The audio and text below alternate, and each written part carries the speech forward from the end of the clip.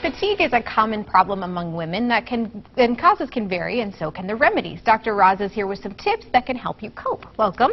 Great. I'm feeling fatigued myself, so this is perfect. But, you know, a lot of people are. It's Monday morning, and people feel like, you know, I've got a lot going on. But it really can be a big problem, correct? You know, it's time to get back into the week. It's Monday morning. But fatigue is not necessarily the primary diagnosis. It could be the secondary, like something else is going on, and as a result, you feel exhausted, you feel fatigued. But fatigue is not what's causing the underlying problem. So you have to really find out, well, what's really going on that's causing it. And you have some great ways of figuring that out. Let's talk about some of the things that can cause fatigue. Okay. Well, first of all, there's a patient could possibly be anemic. As a result that they're anemic, they feel exhausted and fatigued. Where's the anemia coming from? So you really have to find out what's the root cause of what's going on. Okay. Is it because the cycles are heavy, because I need a colonoscopy, because I'm bleeding and don't know it? So you really have to find out what's going on that's causing the anemia. Is it a thyroid problem? And as a result, you feel exhausted and fatigued. But there's an underlying thyroid disease that's going on. It could be heart disease. Sleep apnea is something that's very, very common.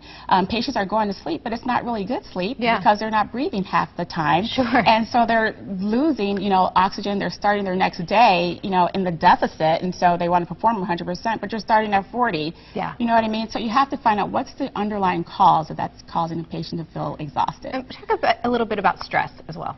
Stress, well, stress is, we all face it, and it comes in a lot of different forms.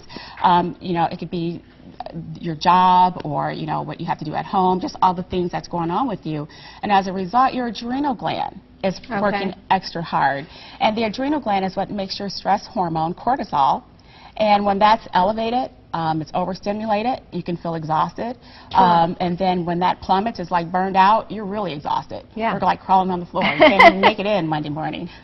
A cup of coffee is not going to work for that. But you do have some great ways that we can eliminate it. Let's talk about those. And it's always starting with these core values, the core things, and it works, and it's a little bit at a time, but you got to eat a healthy diet. You know, you can't eat all the processed foods. I mean, if you're cooking something and it's on the stove for like 2 hours, can't be good because all the good stuff that's in it, you've cooked it out. So it's eating a good diet, you know, raw vegetables is awesome, getting a good night's sleep. You may need a sleep study, you may need a mattress, whatever it is.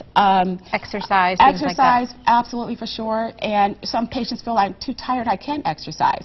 But that's actually the first thing you need to do, you know, just one step at a time. It takes time, but eventually you get there. You can do the whole block.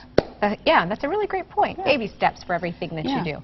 Where can we find more information on you? I know you have a newsletter that you send out. Tell us about those. Well, I do send a newsletter out once a month online. It's my e-newsletter. You can go onto drrozmd.com to sign up to receive that newsletter where I present like lots of interesting little tidbits that can help you through the day and help you live healthier. Excellent. Well, we always appreciate you being on the show, and these are great. Again, we can find you there on Miamisburg Centerville Road and drrozmd.com, and obviously call the number at the bottom of your screen for more information. Thank you so much.